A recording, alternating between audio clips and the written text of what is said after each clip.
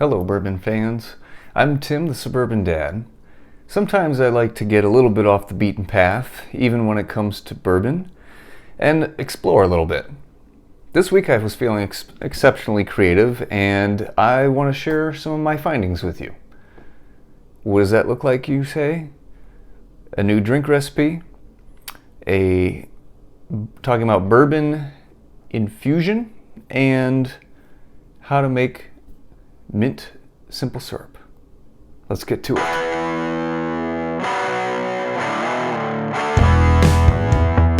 In this glass here, you'll notice I have ice. And those little green things you see are mint leaves. This is a mint julep. I felt the urge to use up some of the mint that we have growing up in our backyard. So I came up with the thought of making mint simple syrup to use for a mint julep, rather than just the conventional way of making a mint julep, which would be to muddle or slightly crush the mint leaves in the glass. This turned out fantastic. Very nice. So before I get to that, this is my bottle of homemade mint simple syrup. Here's how you make it. Fresh mint leaves, plain white sugar, and water is all you need. You take 1 cup of water, 1 cup of white sugar, put that in a saucepan, heat it up until all the sugar dissolves. It should be right on the verge of boiling, but not actually boiling. You don't want it to actually boil. Once it's dissolved and heated up, you turn it off. Then you take your mint leaves. You want 1 cup of packed mint leaves, so not just like loosely in the measuring cup. You want them smushed in there to fill the space. You dump those into the pot with the water and sugar.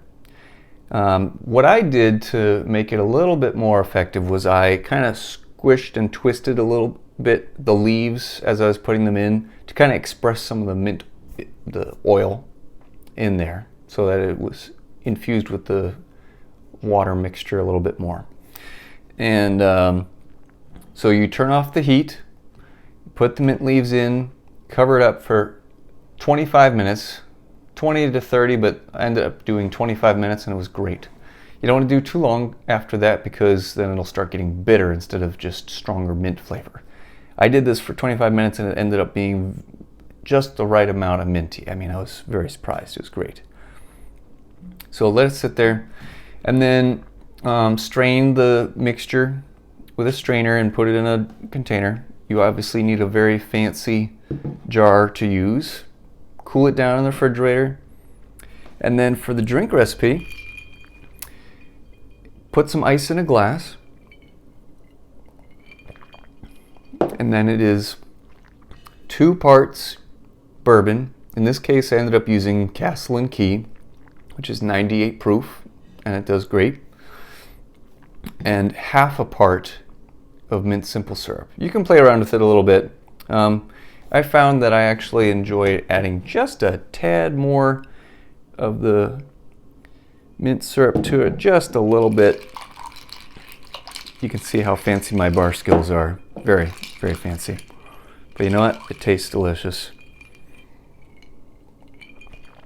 Yes, it does. Okay, so there's your mint simple syrup. There's your mint julep with mint simple syrup instead of just muddled mint leaves. Try it. This week in bourbon news, I've had it in my mind to use up the last little bit of Maker's Mark cask strength that I had lying around.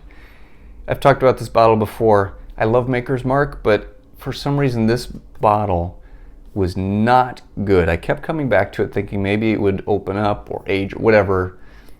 Not age, because that only happens in the barrel, but you know what I mean. Change flavor over time. It did not. It was always awful from the start to the finish. And to use it up, I decided to make some blueberry infused bourbon. Here we go. You can see lovely color on there. Again, you have to use a very fancy bottle for this. It's important. So this is around 110 proof. I'm going to try a little bit. Like I said, I didn't have a whole lot left, so that's why there's only this much. Strong blueberry notes.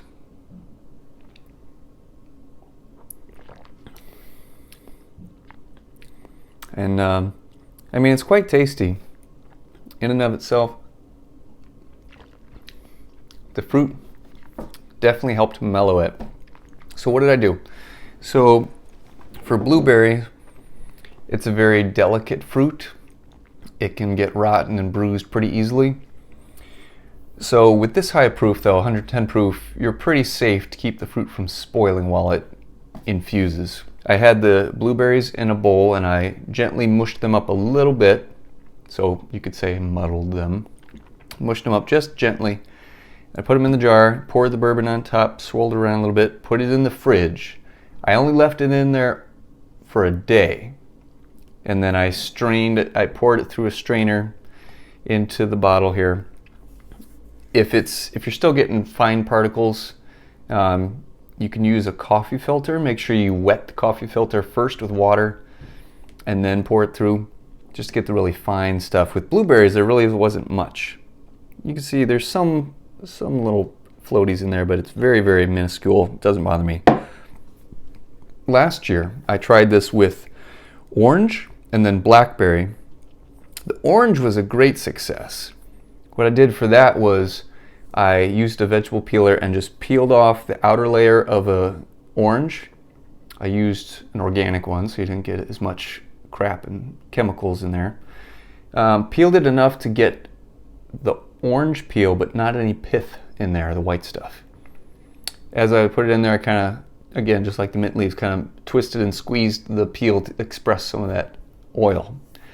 I infused that with the bourbon for like 5 or 6 days, I think. But just test it each day. Take a little sip, see how it's doing. Age it until you like. The blackberries, similar to the blueberries, I kind of muddled them, put it in there, let it sit for just a day or two, I think, maybe 3. That one I did not care for so much. It came out kind of cough syrupy, and that took a lot more filtering because blackberries have all those little fine hairs and everything, and it was kind of a mess. Orange, great. Blackberry, bad. Blueberry, pretty good. Orange seemed to be the best. Now, that being said, I'm looking forward to trying an old-fashioned with lemon made with some of this stuff. I really think that would go great together. Think blueberry muffin with lemon zest in it. So there you go, bourbon fans. It's not just about opening a bottle and pouring it into a glass. Sometimes you can get adventurous or try some new things. What recipes or new ventures have you tried with your bourbon? Tell me in the comments. And as always, subscribe so that way you will not miss out on this kind of valuable information. And until next time, cheers.